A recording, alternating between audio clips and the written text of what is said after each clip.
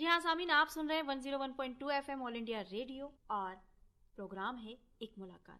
सामीन, हमेशा की तरह हमारी एक मुलाकात की जो शख्सियत होती है वो बहुत ख़ास होती है, और आज की शख्सियत की हम बात करें तो सच में बहुत ख़ास, क्योंकि उनमें इतने हुनर हैं सामीन और इतना तजुर्बा है कि आप जब उनसे रूबरू होंगे, उनकी गुफ्तगू को सुनेंगे तो आपको लगेगा कि हाँ, हुनर के लिए, सीखने के लिए, अपने आप को निखारने के लिए ना तो उम्र पाबंद करती है, ना ही कोई मजहब पाबंद करता है, और ना ही हालात, कोई वक्त, बशर्ते कि आप में जज्बा हो अपने हुनर को दिखाने का, अपने आप को निखारने का।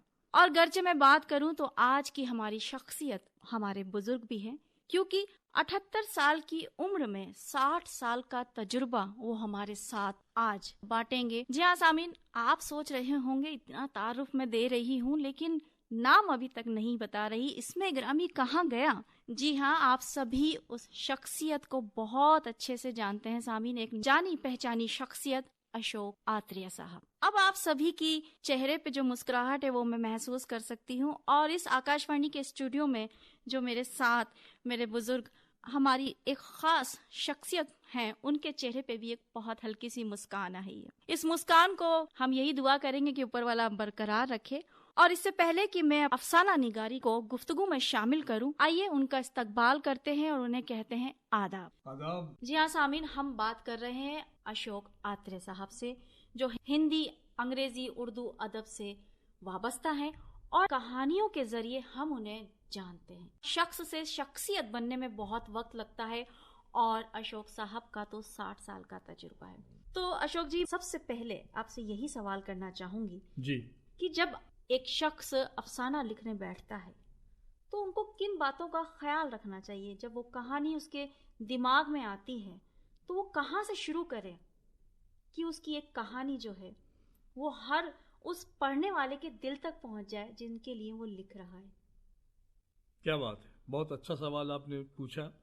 और सबसे बड़ी बात यह है कि ये बुनियादी सवाल है जी। और ये किसी भी कहानीकार से, किसी भी साहित्यकार से पूछा ही जाना चाहिए। मैं इस के लिए तैयार हूं कि इस बात का मैं अपनी तरीके से जवाब दूं, क्योंकि जैसा मैं सोचता हूं और एक कहानीकार के नाते, एक अफसाना निगार के नाते जैसा मैं, उसमें मुझे लगता है कि कहानी की भी कोई उम्र नहीं होती, जैसे कहानीकार की कोई उम्र नहीं होती। कहानी कभी भी लिखी जा सकती है, किसी भी हालत में लिखी जा सकती है, किसी भी वजह से लिखी जा सकती है और कभी भी कहीं भी लिखी जा सकती है।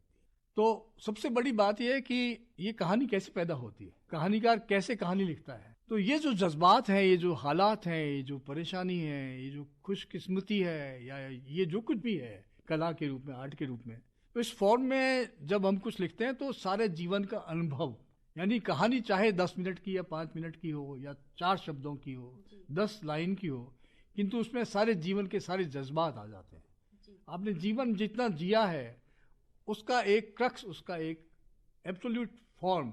जैसे आप जानते हैं कि ये जो गोलियां होती हैं, छोटी छोटी गोलियां होम्योपैथी की, तो होम्योपैथी गोली बहुत असरदार होती है। एक छोटी गोली ली और आप ठीक हो जाते हैं, थोड़ी देर बाद आपको महसूस होता है कि आप ठीक हो गए। तो मैं मानता हूं कि कहानी का जो अनुभव है वो जीवन के अनुभव से अलग नहीं है, किंतु जीवन के से कहानी इसलिए अलग है कि कहानी एक कला है, जीवन एक आर्ट नहीं है। जीवन को आर्ट बनाना पड़ता है। तो जीवन को जब हम आर्ट बनाते हैं, जब जीना सीखते हैं या जीना सीखने के लिए हम कुछ नयापन अपनी जिंदगी में लाते हैं, तो हमें कुछ सीखना पड़ता है। तो कहानी के लिए भी सीखना पड़ता है। तो कहानी की जो परंपरा है, ये परंपरा बहुत रिच है, यानी पुराणों से लेकर के, वेदों से लेकर के और पहले से आप यदि हातिम ताई के किस्से भी पढ़ें, उर्दू लिटरेचर के भी कई लोगों को, नगमा निगारों को पढ़ें, आधुनिक कहानियाँ भी पढ़ें, पुरानी कहानियाँ पढ़ें, तो कहानी की परंपरा सदियों पुरानी। और ये किस्सा गोई जो जिसको बात पड़ोसी कहते हैं, ये तो जिंदगी का अंग है। किसी ज़माने में लोग साथ में बैठते थे, रात में अलाव जलाते थे, ठंड के दिनों में कहानियाँ शुरू हो जाती थी।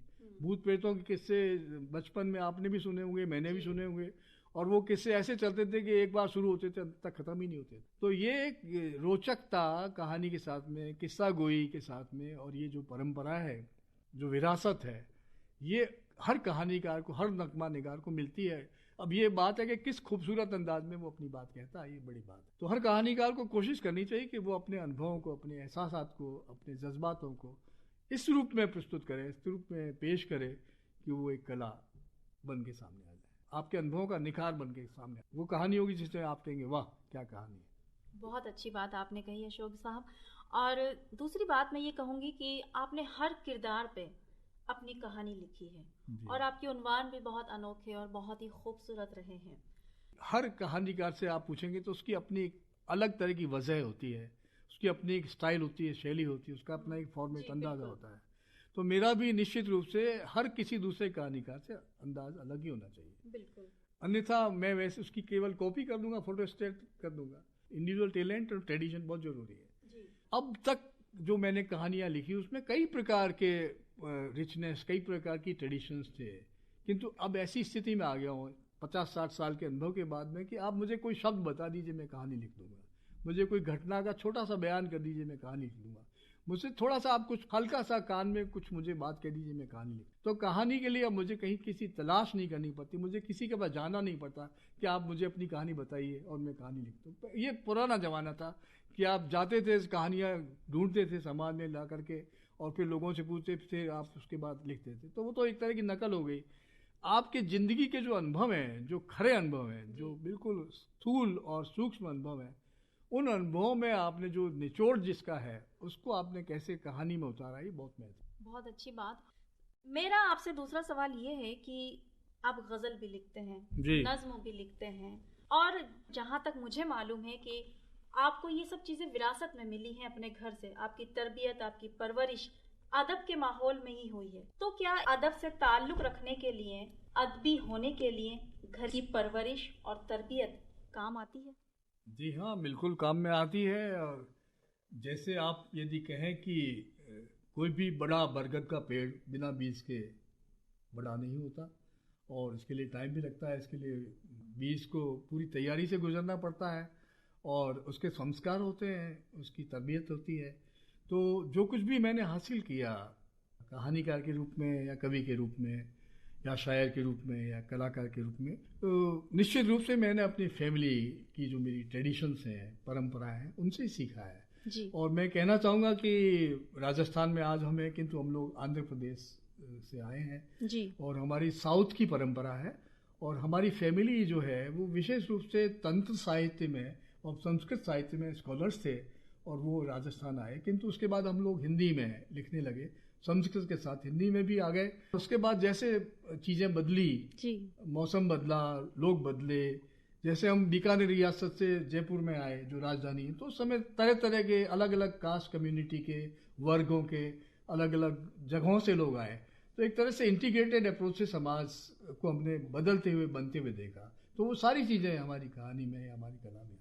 क्या बात है। जी हाँ सामीन, आप सुन रहे हैं 101.2 FM ऑल इंडिया रेडियो और बात हो रही है अशोक आत्रे साहब से, जो अदब से जुड़े हैं, जो अफसाना निगारी से जुड़े हैं और उनका हर एक हुनर हम आपके सामने लाने की कोशिश कर रहे हैं। तो लिखने के अलावा और आप क्या पसंद करते हैं? वैसे तो बहुत सारी बातें हैं, किंतु मुझे संगीत का थोड़ा शौक है जी। मैं अपने पुराने दिनों में मोहम्मद रफ़ी के गाने गाया करता था और इसके अलावा क्रिकेट भी खेलता था जी। और खेल कूद में भी मैं होशियार था और बहुत सारी बातें थी। पेंटिंग भी बनाता हूँ, किंतु पेंटिंग मैंने ऑफ लेट बनाना चालू किया। मैंने कुछ एग्जीबिशंस भी किए हैं, आर्ट पर मैंने काम किया है और मेरी एग्जीबिशंस हुई हैं बड़े लेवल पर। दिल्ली में भी हुई है, बॉम्बे में भी हुए, बीकानेर में भी हुए, जयपुर में भी हुए हैं। और मैं स्पेशली इन दिनों नील को, खास करके जो इंडिगो है, प्राकृतिक जो पौधों से नील पैदा हो रही है, उसको लेकर के मैं पिछले 4-5 वर्षों से छापे के जो लोग हैं, छपाई के जो लोग बगरू में, सांगानेर में और दूसरी जगहों पर, मौजमाबाद आदि में, उनके साथ में मैं काम कर रहा हूँ और ये कोशिश कर रहा हूँ कि पॉल्यूशन से मुक्त किस प्रकार से हम अपनी ज़िंदगी को बदलें और उस दिशा में हम काम कर रहे हैं।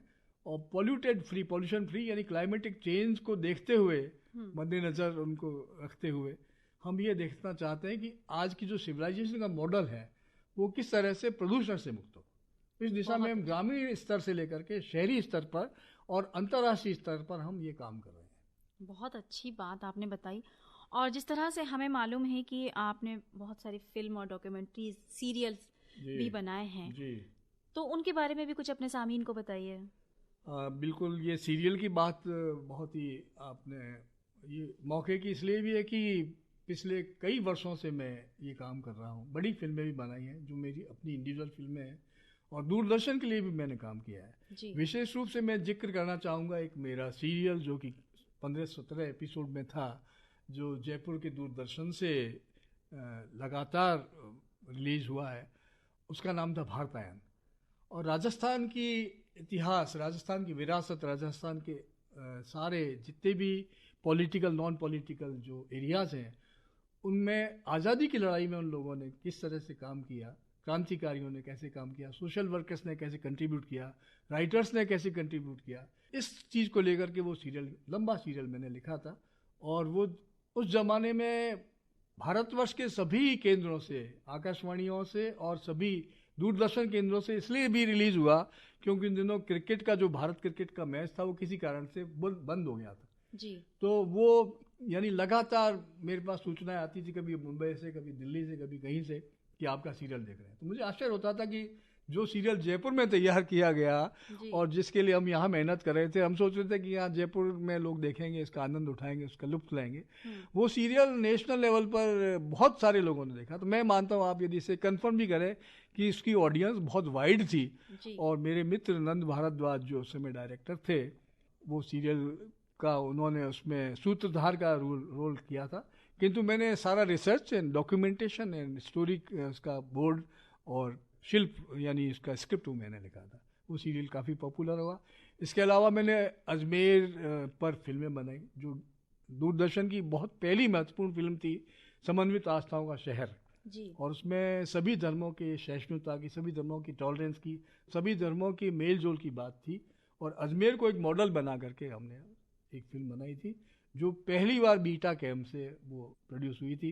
मैंने दूरदर्शन के लिए एजुकेशन पर भी कुछ काम किया है। इसके अलावा मैं कुछ इंडिविजुअल फिल्में एनजीओज के लिए भी बनाता हूँ। जैसे सूचना के अधिकार पर मैंने अरुणा राय के साथ फिल्म बनाई, मैंने आस्था के लिए मैं फिल्म बनाई, मैंने नरेगा को लेकर के फिल्में बनाई।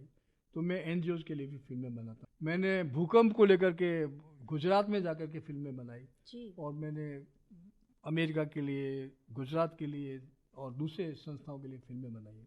तो डॉक्यूमेंट्रीज में लगातार बनाता रहा। इसके अलावा आर्ट पर भी मैंने फिल्में बनाई, कुछ आर्टिस्टों की पोइट्री पर भी मैंने फिल्म बनाई। और डिजिटल पर मैंने एक फिल्म विशेष रूप से बनाई थी, बापू द इन्वर्टेड ट्री, जो राजकोट में जहाँ गांधी जी ने अध्ययन किया था 10वीं क्लास तक, वहाँ मैंने 45 मिनट की एक डिजिटल फिल्म बनाई, जिसमें मैंने कम से कम 8-10 हज़ार फोटोग्राफ्स को स्कैन करके उस पर फिल्म बनाई, जो करीबन आधा घंटे की फिल्म थी, बापू द इन्वर्टेड ट्री। और जयपुर में भी उस फिल्म को दिखाया गया, कई बार जयपुर में शो हुए और गुजरात में, अहमदाबाद में। तो कुछ मुझे इस तरह का मौका मिलता रहा और मैं कुछ काम करता रहा। तो और कहना चाहता हूँ, एक मैं 250 घंटे की मैंने शूट की है, जो एक बड़ी फीचर फिल्म है, उस पर मैं काम कर रहा हूँ। और मैं जयपुर के लगभग सभी कलाकारों को मैं भाग लेने का मौका दिया है, आमंत्रित किया है। Still incomplete, I am working on. बहुत अच्छी बात। जिस तरह से अभी आपने कहा कि आप 250 घंटे की फिल्म के ऊपर काम कर रहे हैं, और इसके अलावा अभी वो कौन से प्रोजेक्ट हैं जो अभी आप काम कर रहे हैं, या वो कौन से अफसाने हैं, या वो कौन सी किताब है जिसको आप मंजर आम पर लाना चाह रहे हैं? अभी हाल ही में मेरी 3-4 किताबें छपी हैं। यानी मैं समझता हूँ कि 2022 का जो मेरा साल था, अच्छा ही साल था जी। हालांकि सभी लोग कोरोना से ग्रस्त थे, किंतु कोरोना के दौरान मैंने बहुत सारी पेंटिंग बनाई। और मैंने, आपको जान के आश्चर्य होगा कि मैंने 1 रुपये में एक पेंटिंग भी बेची है जी। और मेरी पेंटिंग कम से कम 50 लोगों ने खरीदी, 1 रुपया पेंटिंग। मैंने कहा मैं केवल 1 रुपया लूँगा और आप शाम को मुझसे पेंटिंग ले जाइए। तो मेरे को कम से कम 200-250 लोगों का मुझे रिस्पांस मिला। और कोरोना काल में मैंने काफ़ी पेंटिंग बनाई, कई पेंटिंग बेची मैंने, और केवल 1 रुपये का चेक लिया, मैंने पेंटिंग बेची। इसके अलावा मैंने अपनी पेंटिंग की शोज़ भी की दिल्ली में। रिसेंटली अभी मेरा शो था, अपर्णा कौर, अर्पणा कौर जो थी वो शो में आई थी, जो लेजेंडरी आर्टिस्ट हैं, और संगीता गुप्ता जो कि बहुत अच्छी लेखिका है, खुद का उनकी गैलरी है, वहाँ मैंने शो किया था। इसके अलावा मैं आर्ट की शोज़ करता रहता हूँ, आर्ट फिएस्टा में किए मैंने, एकेडमी के साथ शोज़ किए हैं, तो मैं पेंटिंग भी बनाता रहता हूँ जी। तो कोशिश करता हूँ कि वक्त ख़राब नहीं हो, बिल्कुल, फालतू नहीं बैठा जाए, कुछ काम करते जाए। तो इस उम्र में इस जज्बे की ताकत क्या है? जज्बे की ताकत आप जैसे लोग हैं जो बात पूछते हैं हमसे और हम जवाब देते हैं, यही ताकत बहुत बड़ी है। When the people are before us, जनता की जवाबदेही के लिए हम लोग बैठे हैं। यदि हम काम नहीं करेंगे तो जनता हमें उखाड़ के फेंक देगी। और ये समय आ गया है कि अब इस डेमोक्रेसी में अब हम लोग किसी बात को बर्दाश्त करने वाले नहीं है। If you are not doing good you will be no more. तो मंच पर ये केवल मंच में नेपथ्य में संभावना है, केवल ये कहने से काम नहीं चलता। मंच पर जो करना है वो करना पड़ेगा। जवाबदेही है, आपके अंदर क्षमता होनी चाहिए, शक्ति होनी चाहिए, जज्बा होना चाहिए, कुछ रिजल्ट ओरिएंटेड आपके अंदर भावना होनी चाहिए। एंड ये जज्बा आपको जनता से मिलता है। यदि जनता के साथ आप हैं तो सर्वशक्तिमान है। आज के ज़माने में जनता से बड़ी शक्ति किसी के पास नहीं। जी हाँ सामीन, सारी बात सिर्फ एक ही बात कह रही है कि गर्चे सामीन आपकी तरह हो, खूबसूरत हो, हसीन हो, तो काम करने का जज्बा अपने आप पैदा हो जाता है। तो अशोक साहब, कुछ एक गज़ल भी आप अपने सामीन तक पहुंचा दें। वाह, आप हसीन बानो हैं और मुझे बहुत खुशी हो रही है कि आपसे मैं बात कर रहा हूँ जी। एक हसीन मुलाकात है और बहुत ही खूबसूरत तरीके से हम बात कर रहे हैं। अच्छा लग रहा है, मेरे ख्याल में हमारे ऑडियंस को भी अच्छा लग रहा होगा। तो मैं पिछले कुछ करीबन 2-3-4 सालों से मैं कोशिश कर रहा हूँ कि उर्दू गज़ल, नज़्म और कुछ कतार भी लिखूँ, शेर व शायरी भी करूँ। तो बाय द वे कुछ अभी जो एक चीज़ सामने उभर के आई है उसके अंतर्गत मैंने कुछ गज़ल, कुछ नज़्म और कुछ 4 लाइन के शेर भी कहे हैं। उसमें से एक गज़ल की किताब मेरी अभी आने वाली है जिसका नाम है फिर एक बार इश्क। दूसरी नज़्म की किताब है जिसको मैंने कंप्लीट किया है, उसका नाम है इस बुत खाने में रहता है खुदा। क्या बात है। तीसरी किताब जो नज़्म की है वो तैयार है, उसका नाम है जब। चौथी किताब जो नज़्म की है जी। वो मेरी बेटर हाफ पर है, क्योंकि मैं भोपाल को अपनी बेटर हाफ सिटी कहता हूँ जी। शी नो मोर, बट उनकी याद में मैंने वो नज़्म, लंबी नज़्म लिखी है, उसका नाम है भोपाल की वह लड़की। एक मैंने 4 लाइन के शेर भी जिनको कथा कहते हैं आप, उन शेरों पर मेरी किताब है जो तैयार है, उसका नाम है 4 दरवाज़ों वाला घर। बहुत खूबसूरत उन्वान है सर आप जी। तो ये कुछ लिखा है। चलते चलते मैं आपको ये भी बता दूं कि तो छोटी मोटे जो मैंने शेर किए हैं 2-2, 3-3 लाइनों के भी मैं थोड़ा सा सुना देता हूँ आपको। जी शायद। तो कोशिश करता हूँ। जमी पर आसमान जब उतरेगा तेरे तबस्सुम का कारवां भी गुजरेगा। वाह। जमी पर आसमां जब उतरेगा तेरे तबस्सुम का कारवां भी गुजरेगा। मैंने लफ्ज़ों में जब भी तुम्हें देखा है गुलों ने मुझसे गुफ्तगू की है। क्या बात है। मैंने लफ्ज़ों में जब भी तुम्हें देखा है गुलों ने मुझसे गुफ्तगू की है। एक और है, तू गुजरा है जिस जमाने से मैंने खिड़की से वह सब देखा है। क्या बात है। तू गुजरा है जिस जमाने से मैंने खिड़की से सब देखा है। उफ, ये हुस्न, ये सादगी, ये गज़ल। उफ, ये हुस्न, ये सादगी, ये गज़ल। तूने मेरे लिए मकान सजाया है, उसको घर बना लेते तो अच्छा होता।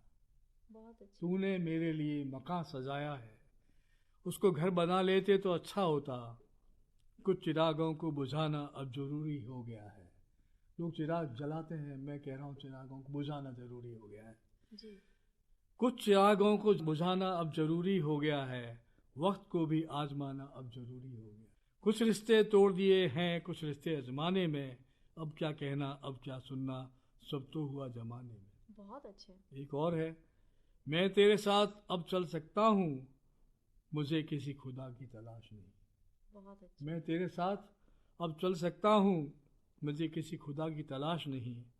कोई हसरत अभी भी बाकी है, तुझे देख कर ये समझा मैंने। वाह। कोई हसरत अभी भी बाकी है, कुछ देख कर समझा मैंने।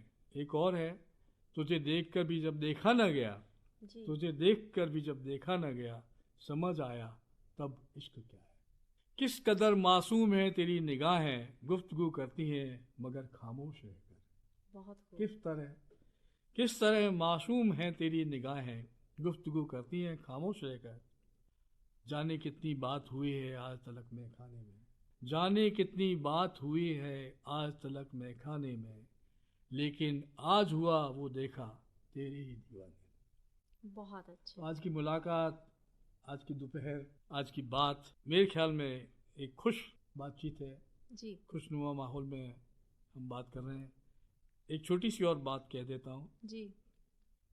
आखिरी एक छोटा सा शेर है। जी। मैं जब कभी तेरे जैसा हुआ हूँ, मैं जब कभी तेरे जैसा हुआ हूँ, दैरो काबा का आस्था हुआ हूँ। क्या बात है। मैं जब कभी तेरे जैसा हुआ हूँ, दैरो काबा का आस्था हुआ हूँ। क्या बात है। जी हाँ सामीन, अशोक साहब में एक और हुनर है। जी हाँ, वो बहुत अच्छा गाते भी हैं और ध्रुपद सीख भी रहे हैं इस वक्त। अशोक साहब, हम आपसे गुजारिश करेंगे कि अगर 2 लाइन आप अपने सामीन के लिए गुनगुना दें। अब मुझे कैफी आजमी की एक गज़ल जो फिल्म में भी काफ़ी लोकप्रिय हुई है, जी। और उसकी कुछ लाइन सुना रहा हूँ, मुझे पसंद है वो।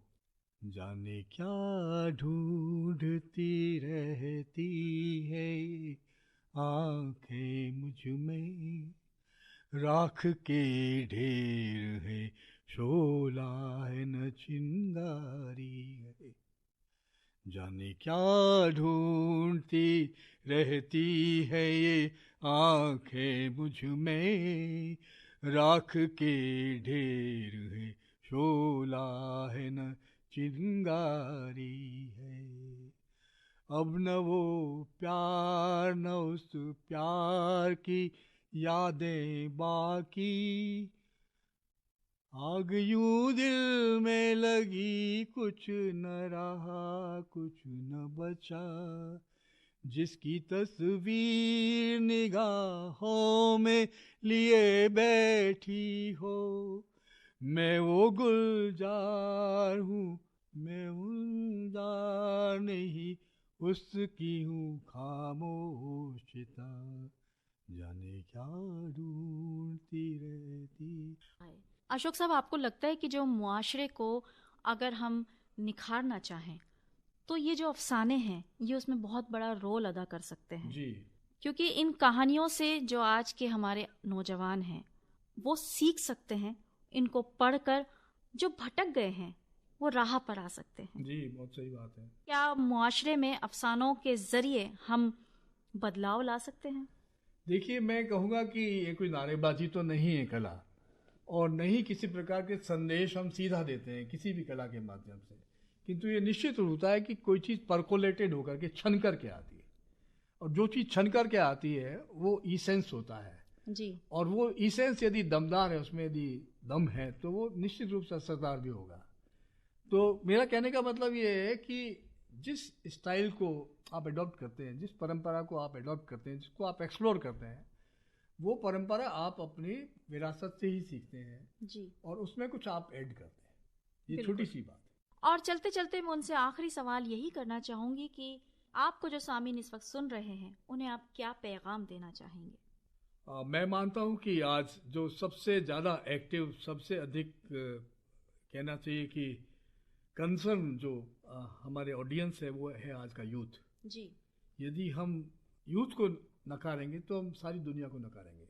और हिंदुस्तान की जो आज शक्ल है, आज जिस हिंदुस्तान की हम बात कर रहे हैं, उसमें यूथ सबसे अधिक सक्रिय है। पूरे ग्लोबली हमारा यूथ सबसे अधिक सक्रिय है। और हम ये भी जानते हैं कि जो हमारा मध्यम वर्ग है, वो भी पूरी विश्व में, पूरी दुनिया में सबसे अधिक संख्या में मध्यम वर्ग है। बिल्कुल। तो सारी चुनौतियाँ, इस देश के विकास की चुनौतियाँ, इस देश की विरासत की चुनौतियाँ, इस देश की सारी समस्याएं जो है, उसका सॉल्यूशन, उसका समाधान, उसका हस्तक्षेप, उसका टोटल एक आउटकम, और उसका एक तरह से कहना चाहिए कि उसके बारे में टोटल एक स्ट्रेटेजिकल जो बेस बनाने की जो बात है, वो यूथ के सामने है। और यदि यूथ आज सक्रिय है, हमें लगता है कि यूथ ही हमारे जीवन का, आने वाले कल का एक सबसे बड़ा शक्ति स्तंभ है। हमारी विरासत को, हमारे आज को और हमारे कल को संवारने के लिए हमें यूथ पर भरोसा करना होगा। और यूथ ही हमारी ज़िंदगी का, इस भारत का, इस पूरे ग्लोबल विश्व का, इस ग्लोबल दुनिया का यूथ जो है वो एक बहुत शक्तिशाली एलिमेंट है। बहुत अच्छी बातें और बहुत अच्छे अपने तजुर्बे अशोक आत्रे साहब ने आज हमारे साथ और आपके साथ बांटे। और जहां तक मैं समझ पाई कि कोई भी उम्र आपके हुनर को निखारने में अड़चन नहीं पैदा कर सकती। आप किसी भी उम्र में इल्म हासिल कर सकते हैं, तालीम हासिल कर सकते हैं, बशर्ते कि आप में वो जज्बा हो। और वो जज्बा तब आता है सामीन, अपना ही लिखा एक शेर आप तक पहुंचा रही हूँ कि जमाने में कमी दिखती उसको, क्या बात, जमाने में कमी दिखती उसको, मुकम्मल जो समझता है खुद को। तो खुद को कभी भी मुकम्मल मत समझिए, सीखने की एक ललक अपने आप में रखिए, तभी आप शख्स से शख्सियत बन पाएंगे और अपना हुनर जो है वो जमाने तक पहुंचाएंगे। अफसाना निगारी बहुत खूबसूरत हुनर है सामीन, तो लिखिए और उसको एक जरिया बनाइए ताकि मुआशरा जो है वो निखर सके। मुआशरा जब निखरता है तो मुल्क भी निखरता है, और जब मुल्क निखरता है तो दुनिया में एक नाम होता है, और वो नाम जो है हमें हमारे हिंदुस्तान का करना है। तो सामीन, हमने बात की अशोक आत्रे साहब से, और अब हम उनका शुक्रिया अदा करते हैं कि उन्होंने अपना बहुत कीमती वक्त हमें दिया, और हम ये दुआ भी करते हैं कि ऊपर वाला उन्हें बहुत अच्छी सेहत दे और आगे जितने भी उनके प्रोजेक्ट हैं उनमें उनकी कामयाबी उनको मिले।